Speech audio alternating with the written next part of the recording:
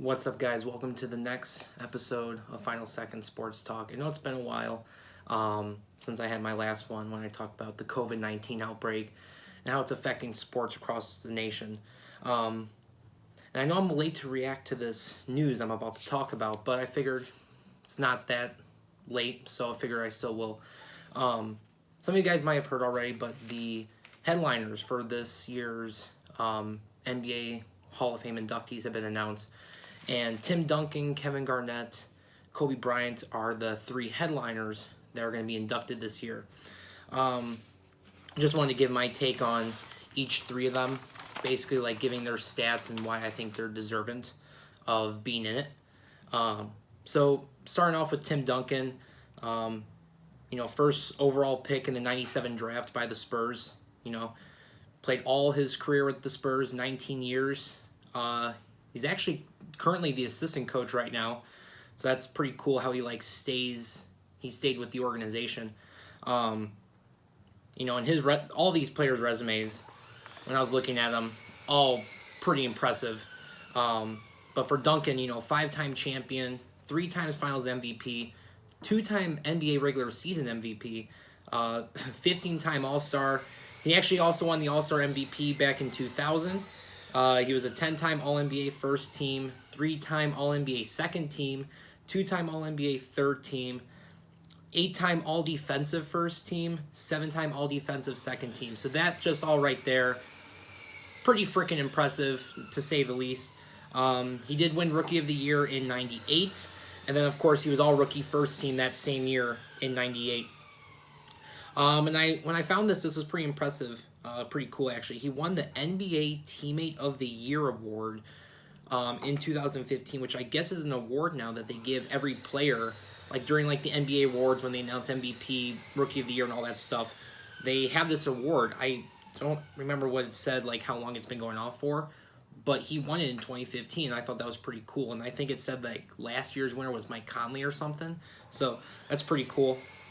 And then of course his number got retired a couple years ago, number 21, as rightly should have. During his time with the Spurs, of course, with him helping them win 5 championships, he also got them the 6 conference titles. So basically that means every time Tim Duncan was in the finals, he won. So he basically got to the finals 6 times, but he won 5. That's pretty impressive. And then, of course, 12 division titles he helped the Spurs get to. So, again, pretty impressive itself. And then his career stats are, pretty typical for an all-superstar big man. 19 points per game, basically 11 rebounds a game, and then 3 assists. Big men aren't usually able to get assist numbers up high, but rebounds and points, of course, should be around 20 and 10 is usually an average number. Tim Duncan, one of the greatest Spurs players of all time. Whenever I hear the Spurs, their name, and I think of some of the greatest players, Tim Duncan's definitely up there. You think Tim Duncan, he played with some of the greatest Spurs players and greatest players to ever play. Manu Ginobili, Tony Parker, David Robinson, and then of course you could arguably say the greatest coach of all time in Greg Popovich. So he's played with some world-class coaches and athletes. One of the greatest players of all time. When I say, I classify him as a center because that's what he played, most of his career. Some people might consider him a stretch forward, which he was. He was a stretch forward, definitely. You could definitely play him at the power forward position. But he was a center for sure. So, top centers of all time. I don't know if I put him in my top 10, or top 10 maybe. Top 5, probably not. But he's definitely he's in that class. He's in that class for sure. But Duncan, not a bad resume. Kevin Garnett's the next person. He was drafted a couple of years before Tim Duncan, but first round in the 95 draft, he was the 5th overall pick. Now, of course, Garnett compared to Bryant and Duncan has moved around the league a couple of times. Of course, he is best known for most likely his years in, of course, Minnesota, where he spent his first 12 years. And then after that, of course, the famous Big Three in Boston. He was there in Boston for 6 years alongside Paul Pierce and Ray Allen and Rondo as well. He was there for 6 years, like I said. And then, of course, after that, I didn't really mention because it wasn't really like something that maybe a lot of basketball fans or specifically Garnett fans want to remember. Like the years in Brooklyn kind of wasted. That was a terrible trade, but that's a different story. And then I did see that he went back his final year to play back in Minnesota. So that was pretty cool. But he only was a one-time NBA champion. That was in 2008 with the Boston Celtics. He did win MVP in 2004 with the Timberwolves. He was a 15-time All-Star. He was an All-Star MVP in 2003. He also had 4 NBA first teams, 3 NBA second teams, and 2 NBA third teams. So pretty impressive there. He did win Defensive Player of the Year in 2008 with the Celtics. And he was a 9-time All-NBA defensive first team, and then 3 times to the defensive second team. So just like Duncan, really good defensive player. He also was a 4-time NBA rebounding champion. So better at the rebounding end than Duncan was for sure. But yeah. And then, of course, he was also all-rookie second team in 96. And just like Duncan, he did win another one of those, like, I would say extra awards. But this was the J. Walter Kennedy Citizenship Award. And he won it in 06. So this is when he was in Boston. This was in Minnesota. And I saw that the award goes to people that like to help out in their community that they're playing for.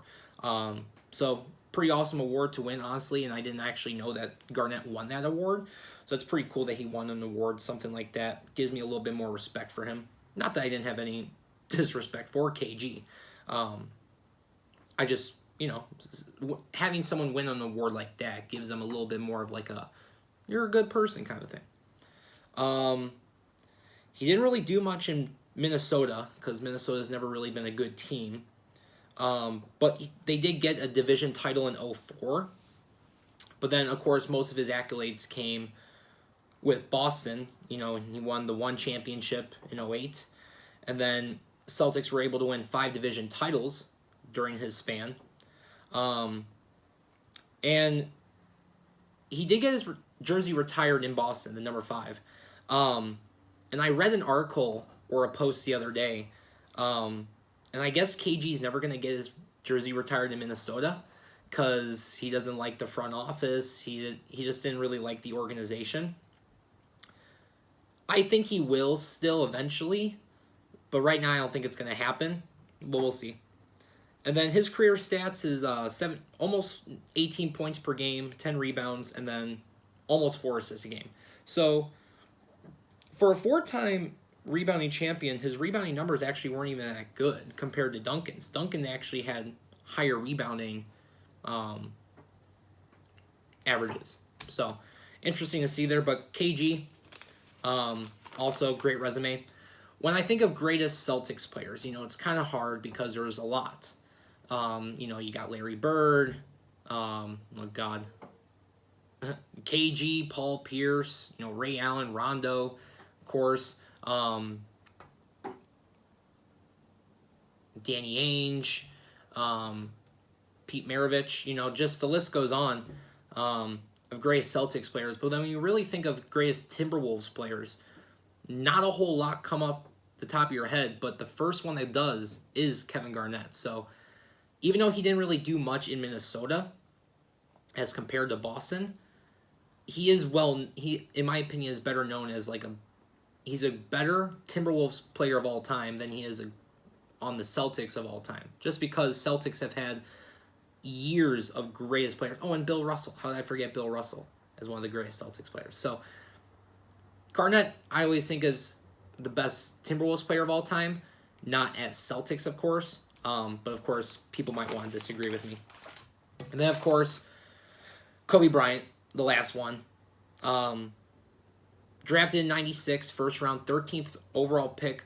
Some of you guys may not have known this, but Kobe Bryant was actually drafted on draft day by the Charlotte Hornets, but then on draft night was then traded to the Lakers. I forgot what the trade was. I don't know if they swapped picks or whatever, but he could have been a Charlotte Hornet.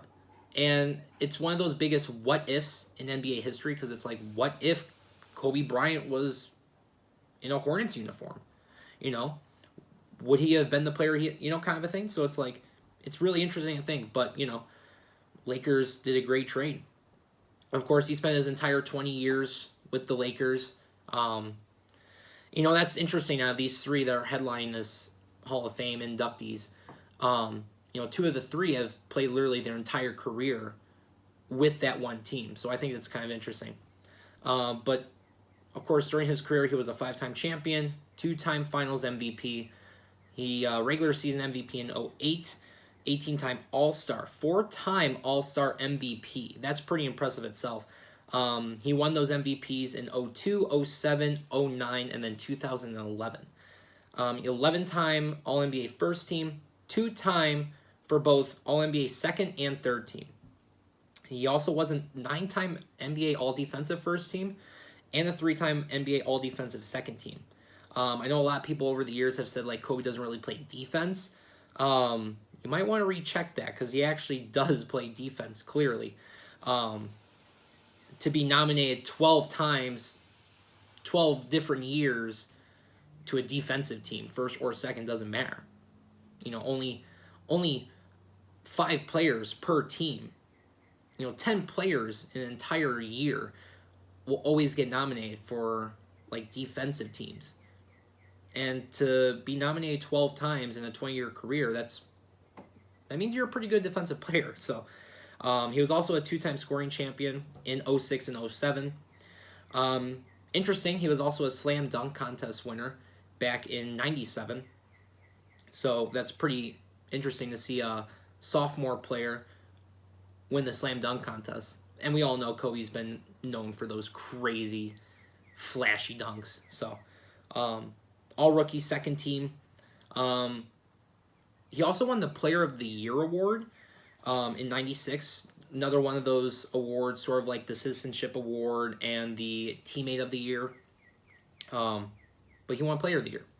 And then, of course, both numbers 8 and 24 are retired by the Lakers. So that's pretty cool. That was proper. That's what they should have done. So I'm glad that they did that. His stats, of course, he is the more offensive player out of the 3 that are being inducted this year. 25 points per game, 5 rebounds a game, and then almost 5 assists a game. Of course, Kobe was never known as the passer. Of course, we always joke and say that he'd take those heavily contested shots, which he did. But, that was just the kind of player he was. I mean, he was an offensive player, as shown by his stats, and he made a bunch of those. He was clutch, but he did pass the ball, clearly. So, but then, of course, during his stint with the Lakers, 7 conference titles, 8 division titles, is pretty impressive as well. Kobe also suffered a bunch of injuries during his time. So, and I want to say Kevin Garnett and Tim Duncan also suffered some injuries, like, during their, like, prime years. But some of Kobe's injuries came toward his, like, later years, in, like, the 2010, 2011 kind of years. But then, when you think of greatest Lakers of all time, that one is kind of hard, because, again, there are so many greatest Lakers players. You go all the way back. You think, Kareem, Wilt, Magic Johnson, Jerry West, Kobe, Shaq, there's so many. And then, of course, a lot of people now are going to say LeBron's in there, which I won't classify him as the greatest Laker of all time. He's only going to be Cavs and Heat for me. Even if he wins a title next year, if the season were to ever, go back up, who cares? He'll never be a greatest Laker of all time for me.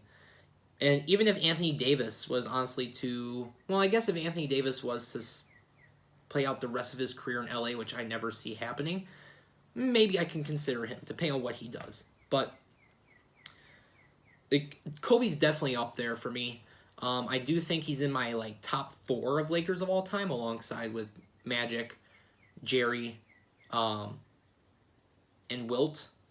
I do put Wilt above Kareem, but again, Kareem is just as good. And you could argue, you could put Kareem, Magic, Wilt, and Kobe and take out Jerry West, but I say Jerry West just because he turns out to be the logo. So, but, all 3 of these players really deserving of getting into the Hall of Fame. It's of course going to be sad, this one, with Kobe not actually being there. Of course, as all you know, he passed away in January with that tragic plane crash. But, it's going to be sad to not see him there, but it's going to be an emotional one whenever it actually comes. I don't know if it's going to be postponed or not, but whenever this actually comes and they televise it, it's going to be definitely emotional for a bunch of NBA fans, Lakers fans in general. But one similarity that I do see with all these 3 is how they kind of brought back their teams to life, kind of a thing. We start with Tim Duncan. He, of course, played his entire career with the Spurs. Tim Robinson was the other best big man probably to ever play, or one of the best big men to ever play, and also one of the best Spurs players to ever play. But you think about when Tim Duncan came into when he was drafted by the Spurs, he kind of rejuvenated that franchise, because the franchise has been dominant ever since he came in. He kind of made the Spurs the team that we all know now. Sure, Tim Robinson could have done the same thing, but with Tim Duncan being there, it brought that extra firepower, and it brought that extra superstar caliber player that made the Spurs kind of the team that they are now. I know that they're kind of falling down a little bit with like how well they are, and they're not going to probably make they weren't going to probably make the playoffs this year. They're going to probably start rebuilding in the next year or 2, but they had a really great run since 97, and it's 2020. So that's almost, 20 years. Well, it is 20 years of dominance that they had. So Tim Duncan kind of made the Spurs the team that they are. Now, I want to say the same with Kevin Garnett. I know he didn't do much in Minnesota for his 12 years there, and that's kind of Minnesota's fault for not getting him help. But, Boston didn't really see any help until KG, Paul Pierce, Ray Allen got there. And, I know Paul Pierce came there a couple years before KG got there, but, KG kind of made them better, and he kind of brought back the Celtics up. Ever since then, the Celtics have been pretty good with draft picks. Now they got Jason Tatum as like their young star for their future. So Garnett kind of, in my opinion, brought the Celtics back up to a playoff team every year. And then Kobe, of course, ever since he came into the league, he kind of brought back up the Lakers too. Because, Magic kind of run the 80s and the 90s. But after Magic kind of retired, the Lakers were kind of silent. But then Kobe came back up and they were good.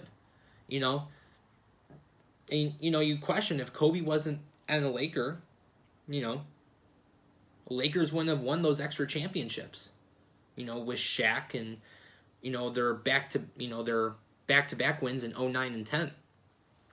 So Lakers wouldn't have won as many championships without Kobe. So Kobe definitely brought the Lakers to a status that they are now. But then you also think if Kobe wasn't a Laker, or if Kobe didn't go to the Lakers, and if Kobe wasn't the player that he was, Shaq might have not come along. And then again, those 3 championships in 99, 2000, 2001, I want to say, were the 3 years. Then you probably wouldn't have had the dynasty that you did.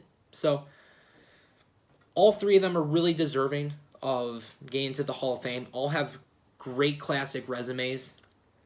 You can argue, of course, which one is better. But definitely impressive, to say the least.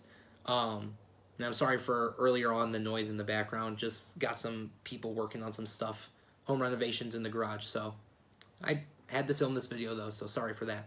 But yeah, so that's going to be the end of this video. Just a quick kind of run through of the 3 nominees. And, well, they're not nominees, they're inductees.